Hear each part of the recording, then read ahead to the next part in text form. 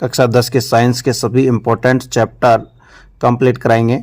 इन chapters को एक बार पढ़ने के बाद आपको कक्षा 10 की जो बोर्ड एग्ज़ाम है उसमें बहुत ज़्यादा सहायता मिलेगी। आपके ज़्यादा भी नहीं तो इसमें से आपको 20 से 25 नंबर के क्वेश्चन यहाँ से मिलने की संभावना है।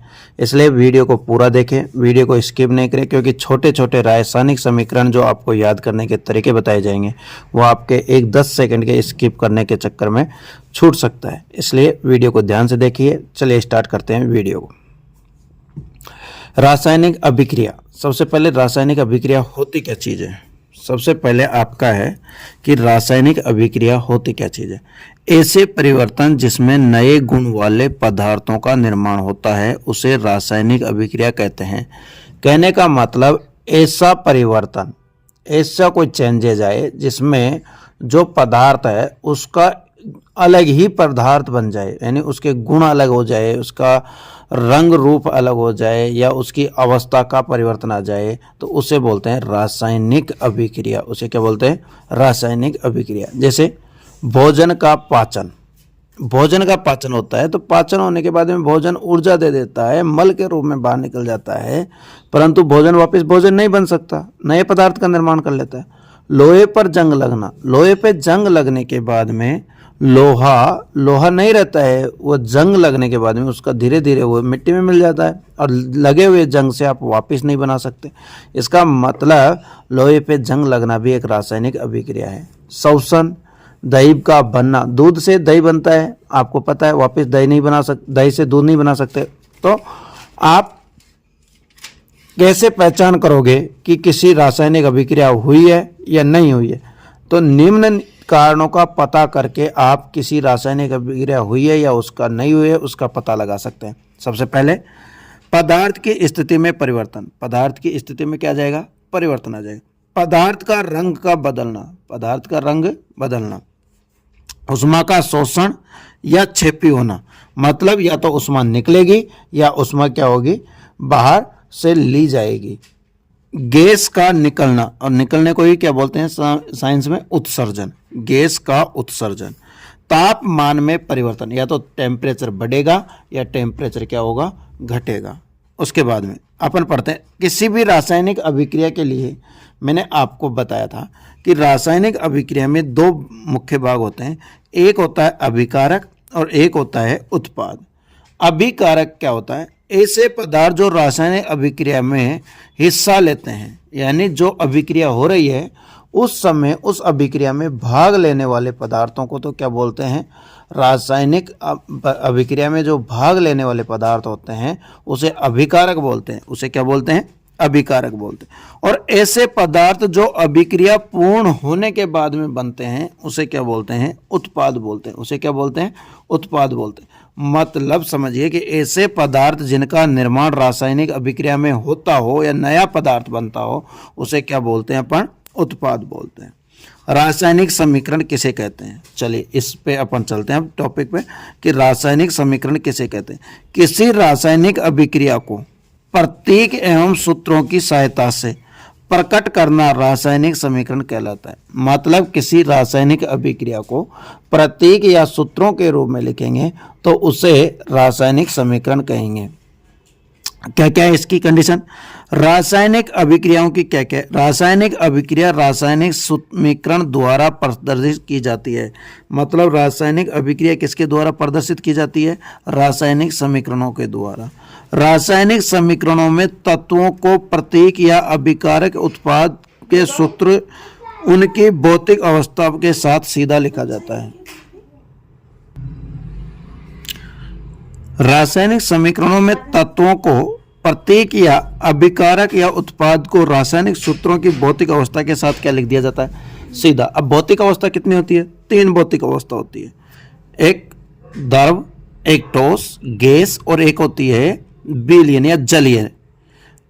जो ठोस होती है उसको सॉलिड बोलते हैं, सॉलिड को एस से दिखाएंगे। जो लिक्विड होती है उसको एल से दिखाएंगे, और लिक्विड का मतलब द्रव। और जो गैस होती है उसको गैस ही बोलते हैं इंग्लिश में, इसलिए जी से। और जो जलीय विलयन होगा उसे एक्यू से। आगे आएगा वो मैं बताता हूँ।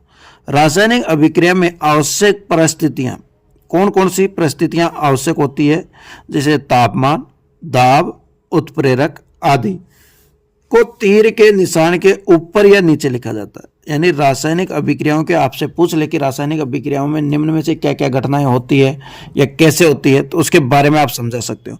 रासायनिक समीकरण में बाईं ओर अभिकारक होगा, मतलब ये तीर होगी, इसके इस तरफ अभिकारक होंगे हमेशा, और दाईं ओर लिखा जाता है हमेशा उत्पाद।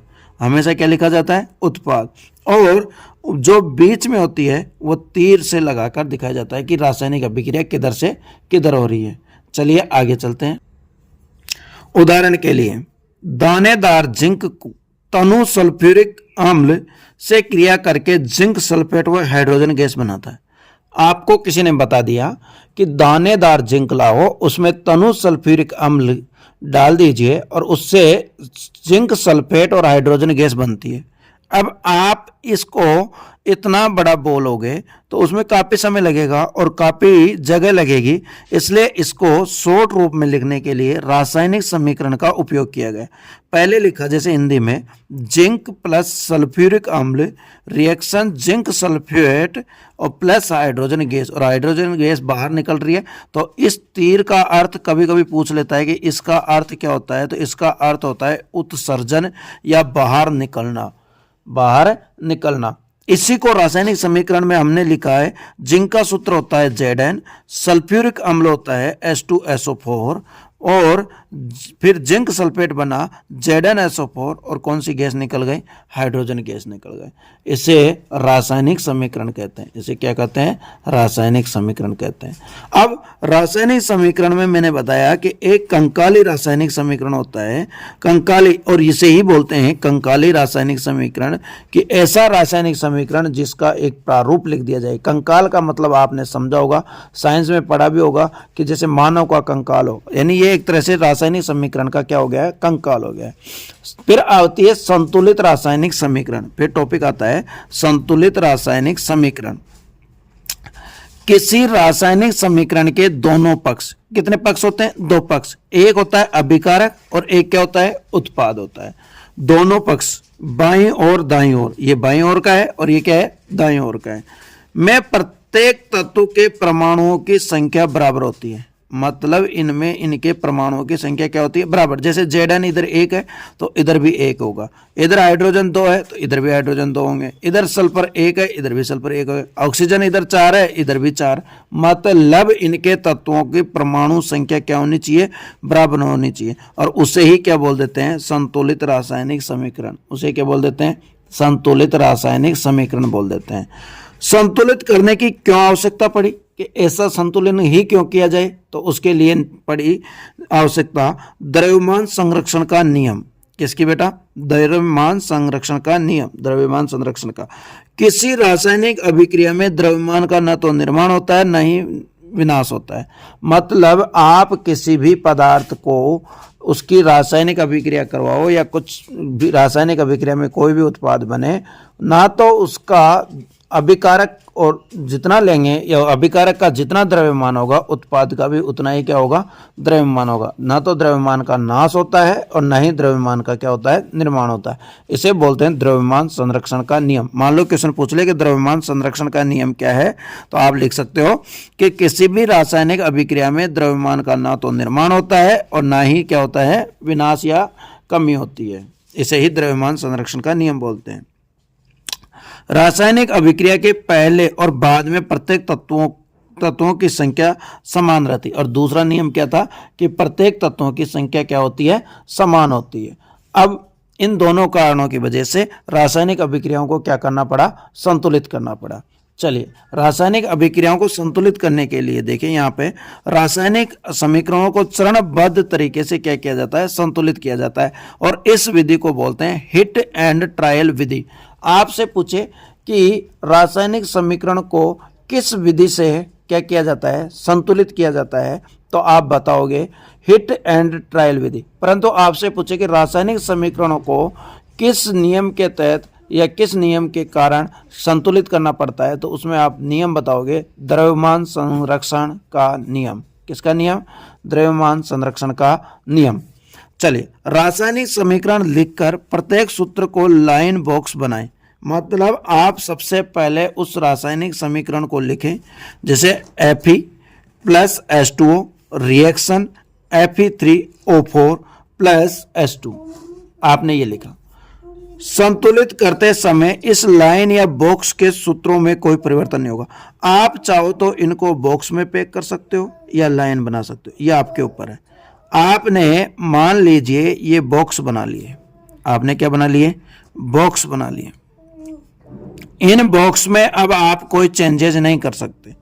पहला नियम है कि संतुलित करते समय इस लाइन या बॉक्स वाले सूत्रों में आप कोई परिवर्तन नहीं कर सकते। पहला नियम समझ में आया। उसके बाद में दूसरा नियम, समीकरणों में उपस्थित विभिन्न तत्वों के परमाणुओं की संख्या लिखें। मतलब आपको बताया जा रहा है कि समीकरण में उपस्थित जितने भी तत्व हैं उनको आप एक तरफ लिखिए, अभिकारक में परमाणुओं की संख्या है उनको एक तरफ लिखिए, उत्पाद में परमाणुओं की संख्या है उसको एक तरफ लिखिए। अभिकारक हमेशा लेफ्ट हैंड साइड होता है इसलिए लेफ्ट हैंड साइड लिख देते हैं, उत्पाद हमेशा राइट हैंड साइड होता है इसलिए RHS लिख देते हैं। बताओ तो इसमें कौन कौन सा तत्व है? एक Fe है, एक H है और एक क्या है? O। उत्पाद में भी यही तत्व होंगे, इनके अलावा एक्स्ट्रा कोई तत्व नहीं आएगा। तो ये हो गया। इधर Fe1 है, इस तरफ Fe3 है, इधर हाइड्रोजन 2 है, इधर हाइड्रोजन 2 है, इधर ऑक्सीजन 1 है और इस तरफ ऑक्सीजन कितने हैं? 4। क्या ये रासायनिक अभिक्रिया संतुलित है? नहीं, ये रासायनिक अभिक्रिया संतुलित नहीं है, इसलिए इसको अपन संतुलित करेंगे। और संतुलित करने का सबसे पहला नियम है कि इस रासायनिक अभिक्रिया के जो परमाणुओं की संख्या लिखी है उसमें जो सबसे अधिक है सबसे पहले उसे क्या करेंगे? बराबर करेंगे। तो इसमें सबसे अधिक क्या है? 4 है, उस 4 को बराबर करेंगे। इसके लिए चलते हैं अगले पेज पर। सुविधा के लिए सबसे अधिक परमाणु वाले यौगिक को पहले संतुलित करते हैं, चाहे वह अभिकारक हो या उत्पाद हो। आप इस चीज को नहीं देखोगे कि ये अभिकारक में है या उत्पाद में, केवल आपको ध्यान देना है कि जिस परमाणु सबसे अधिक है, जिस तत्व के परमाणु अधिक है उसको क्या करना है? संतुलित करना है, भले वो अभिकारक में हो या उत्पादक में हो। किसमें हो? अभिकारक में हो या उत्पादक में। यहाँ पे ऑक्सीजन परमाणु के बारे में अपन ने बात की थी। तो प्रारंभ में अभिकारक में कितना था? 1 और उत्पाद में कितना था? 4। संतुलित करने के लिए अभिकारक को 4 से गुणा करना पड़ा। अभिकारक को किससे गुणा करना पड़ा? 4 से। तो 4 से गुणा करेंगे तो 4 1 कम 4 और इधर 4, अभिकारक और उत्पाद क्या हो गया? बराबर हो गया। तो अब अपन इस 4 को कहाँ लगाएंगे? ये तो अपना बॉक्स था, Fe पे बॉक्स था, एक तो H2O पे भी बॉक्स था, Fe3O4 इस पर भी बॉक्स है और H2O पर भी बॉक्स है। तो हमने देखा बॉक्स के अंदर हम कुछ चेंज नहीं कर सकते, तो हमने इस तरफ बॉक्स के बाहर क्या लिख दिया? 4 लिख दिया। तो यहाँ पे देखिए हाइड्रोजन कितने हो गए? 8, ऑक्सीजन कितने हो गए? 4। अब इधर देखिए ये आंशिक रूप से संतुलित समीकरण होगा। ये क्या होगा? आंशिक रूप से संतुलित समीकरण। हमने क्या किया? वापस से यहाँ पर Fe, यहाँ पे क्या है? Fe को हाइड्रोजन परमाणु अब भी संतुलित नहीं हुए। Fe के और हाइड्रोजन परमाणु अभी भी क्या नहीं हुए? संतुलित। इसमें से पुनः इसका सबसे अधिक परमाणु वाले तत्व का क्या कर लेंगे? ले लेंगे। तो सबसे अधिक परमाणु किसके पास? अब देखो यहाँ पे 4 दूनी 8 हाइड्रोजन के पास ही है। तो अपन हाइड्रोजन परमाणु को क्या करेंगे? संतुलित करेंगे। तो हाइड्रोजन परमाणु अभिकारक में कितना है और उत्पाद में कितना है? तो प्रारंभ में देखते हैं 4 दूनी 8 तो अभिकारक है और इधर कितने हैं? 2 है। तो इसे संतुलित करने के लिए हमने इसको 4 से गुणा किया, तो 4 दूनी 8 1 8। तो ये बताइए, ये तो अपना पहले से ही है, ये तो बॉक्स है अपने, ये तो अपने बॉक्स है। बताओ अब इसको हमने किससे मल्टीप्लाई कर दिया? 4 से। किससे मल्टीप्लाई कर दिया? 4 से। 4 दूनी 8 4 दूनी 8, ये दोनों संतुलित हो चुके हैं। अब अपना केवल क्या रह गया? F परमाणु संतुलित नहीं है, यानी अपना F परमाणु संतुलित नहीं है। इसे संतुलित करेंगे तो फिर लिख दिया मैंने Fe के परमाणु अभिकारक में और उत्पाद में। तो प्रारंभ में क्या था, एक Fe इस तरफ है और इधर कितने है, इधर 3 है उत्पाद में। हमने इसको 3 से गुणा कर दिया तो ये हो गया संतुलित। अब देखिए यहाँ पे हमने क्या किया है, इसमें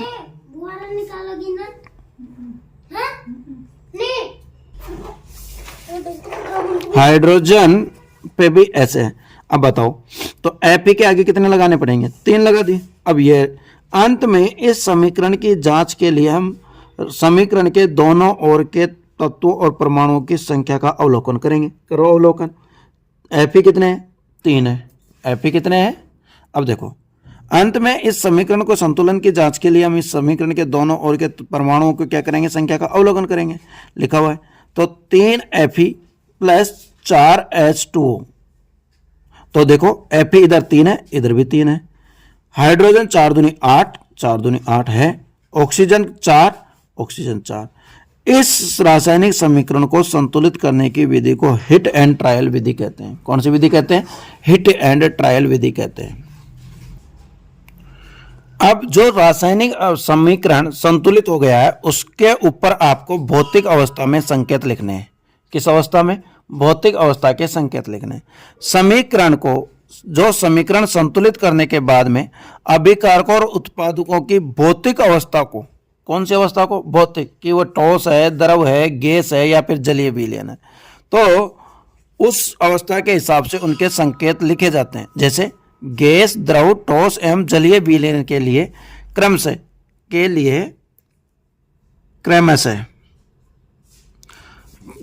बताइए। गैस के लिए G, लिक्विड यानी द्रव के लिए I और ठोस के लिए क्या लिखा जाएगा, S, लिक्विड के लिए L, लिक्विड के लिए L, ठोस के लिए क्या आएगा, S और जलीय विलयन के लिए आएगा AQ। AQ का प्रयोग करते हैं। जैसे Fe, फेरस क्या है, ठोस है। H2O यानी पानी, पर यहाँ पे भाप के रूप में लेंगे तो गैस है, बनेगा जो ठोस है और ये गैस है। इस अभिक्रिया में जल का उपयोग भाप के रूप में किया गया था, इसलिए आप कहीं गलती नहीं कर दें, यहाँ लिक्विड लिख दें, क्योंकि यहाँ पे भाप के रूप में ये नोट डाला गया है विशेष का कि इस अभिक्रिया में भाप के रूप में किया गया है। रासायनिक अभिक्रियाओं के प्रकार, अब पढ़ेंगे अपन रासायनिक अभिक्रियाओं के प्रकार। रासायनिक अभिक्रियाओं के प्रकार के लिए मैंने एक वीडियो पहले से डाल रखा है। आपको अभी इस वीडियो के ऊपर जैसे ये खत्म होगा उस टाइम पे आपको उस वीडियो शो होगा, उस वीडियो पे क्लिक करके आप पूरी की पूरी रासायनिक अभिक्रिया को 5 से 10 मिनट में एकदम कंटेंट से याद कर सकते हो, क्योंकि वहां पे जो तरीका यूज किया गया है वह तरीका एक लाजवाब तरीका है, एक कॉमेडी मेथड है। उस कॉमेडी मेथड से आपको पूरी की पूरी रासायनिक अभिक्रिया है आपको ऐसे कैसे समझाई गई है। तो आपसे रिक्वेस्ट है आप उस वीडियो को देखें। मैं केवल इसमें आपको इसके नोट्स को बताऊंगा, जो भी आप पढ़ सकते हो, नोट्स लिख सकते हो, तो उसमें कुछ होगा। तो जैसे रासायनिक अभिक्रियाओं के प्रकार में कॉम्बिनेशन रिएक्शन यानी संयोजन अभिक्रिया, और संयोजन अभिक्रिया का उदाहरण दिया हुआ है। इसका जो मोस्ट इंपॉर्टेंट है वो यहाँ पे है। ये क्वेश्चन बहुत ही मोस्ट है, यहाँ से आपको क्वेश्चन पूछ सकता है बोर्ड में।